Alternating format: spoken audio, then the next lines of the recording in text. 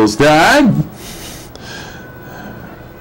Bill Sharapa, whose son works on a TV room, does a great job.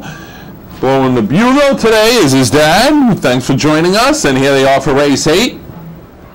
New Jersey Horse Council race, presented by Joe Klecko. And this race will also present the football helmet with the Giants autographs from the Super Bowl team of last year.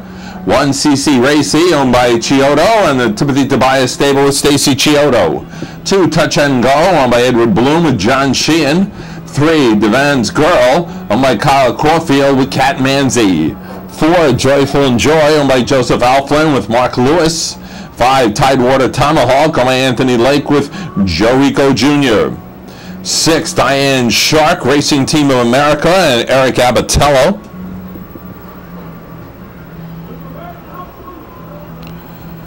7 Bob Jack's Angle, our 3 Sons Stable, Marini Jr., Chisholm and Smith with Steve Smith, and Andy Barron, owned and driven by Jeff Duplass.